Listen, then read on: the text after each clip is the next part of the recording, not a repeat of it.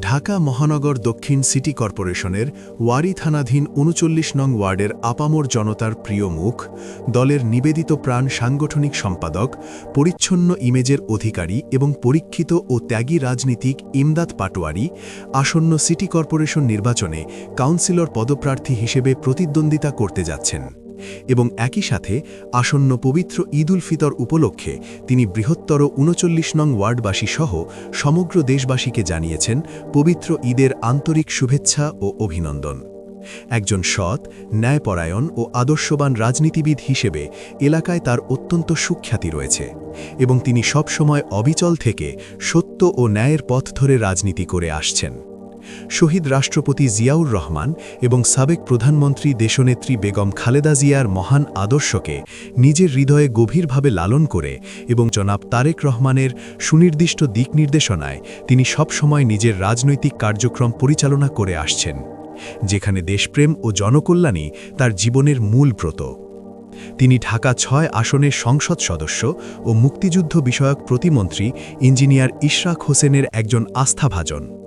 বিগত স্বৈরাচারী পতিত আওয়ামী লীগ সরকারের সুদীর্ঘ ১৭ বছরের শাসনামলে এই ত্যাগী নেতাকে চরম রাজনৈতিক প্রতিহিংসা ও অমানবিক নির্যাতনের শিকার হতে হয়েছে। একের পর এক রাজনৈতিক হয়রানি, মিথ্যা মামলা ও জুলুমের কারণে নিজের প্রিয় পরিবার পরিজন, আপনজন এবং ঘরবাড়ি ছেড়ে দীর্ঘ ১৭টি বছর তাকে এক দুর্বিষহ ফেরারি জীবনযাপন করতে হয়েছে। একজন রাজনৈতিক কর্মী হিসেবে তিনি সহ্য করেছেন অন্যায়ভাবে কারাবরণ এবং অকথ্য জেল জুলুম ও নির্যাতন। এত সব ভয়াল বিপত্তি, জীবনের ঝুঁকি, মৃত্যু ভয় ও শত প্রলোভনের মুখেও তিনি কখনো নিজের আদর্শ থেকে এক চুলো বিচ্যুতা হননি এবং নিজের প্রাণপ্রিয় দল বিএনপির সাথে কিংবা দেশবাসীর সাথে বিন্দুমাত্র বেইমানি করেননি।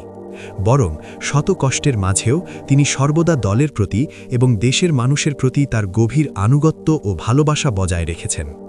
দীর্ঘ ১৭ বছরের সেই ঘোর অমানিসা, অবর্ণনীয় জেল জুলুম ও পাহাড়সম ত্যাগের পর এবার তিনি একজন জনপ্রতিনিধি হয়ে দেশ ও সাধারণ মানুষের কল্যাণে নিজেকে পুরোপুরি উৎসর্গ করতে চান। ইমদাদ পাটোয়ারী দৃঢ়ভাবে বিশ্বাস করেন যে তিনি যদি ওয়ার্ডবাসীর মূল্যবান রায়ে কাউন্সিলর নির্বাচিত হন, তাহলে বৃহত্তর ৩৯ নং ওয়ার্ডের সার্বিক স্বার্থে এবং উন্নয়নে এক যুগান্তকারী পরিবর্তন আনতে সক্ষম হবেন।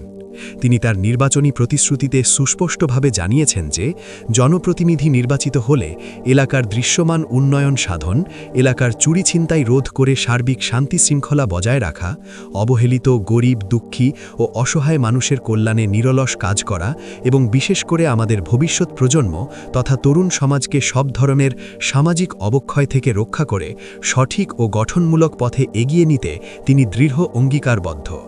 তিনি সর্বদা ওয়ার্ডের সাধারণ মানুষকে এই ভরসার বার্তা দিয়ে আসছেন যে আমরা সবসময় জনগণের সুখে দুঃখে পাশে ছিলাম, বর্তমানে আছি এবং ভবিষ্যতেও যে কোনো বিপদে আপদে ছায়ার মতো জনগণের পাশেই থাকব। বৃহত্তর ৩৯ নং ওয়ার্ডকে সকল প্রকার সন্ত্রাস, চাঁদাবাজি ও মাদকমুক্ত করে একটি শতভাগ নিরাপদ, উন্নত, আধুনিক ও বাসযোগ্য মানবিক ওয়ার্ডে পরিণত করার যে স্বপ্ন তিনি দেখছেন, তা বাস্তবায়নে বিএনপি পরিবারের প্রতিটি নেতাকর্মী আগামী দিনে ঐক্যবদ্ধভাবে কাঁধে কাঁধ মিলিয়ে কাজ করে যাবে ইনশাআল্লাহ।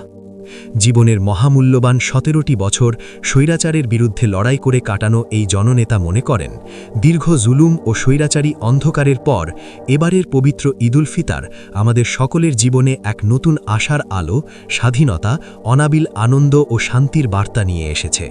তাই পরিশেষে তিনি বৃহত্তর ৩৯ নং ওয়ার্ডের সকল মা বোন, মুরব্বী, যুবক ও তরুণ সমাজসহ সকল শ্রেণীপেশার মানুষকে ঈদের আন্তরিক মোবারকবাদ জানিয়ে সব ধরনের ভেদাভেদ ভুলে ঐক্যবদ্ধ হয়ে একটি সুন্দর, সম্প্রীতিশীল, বৈষম্যহীন ও উন্নত সমাজ গড়ে তোলার উদ্দাত্ত আহ্বান জানিয়েছেন।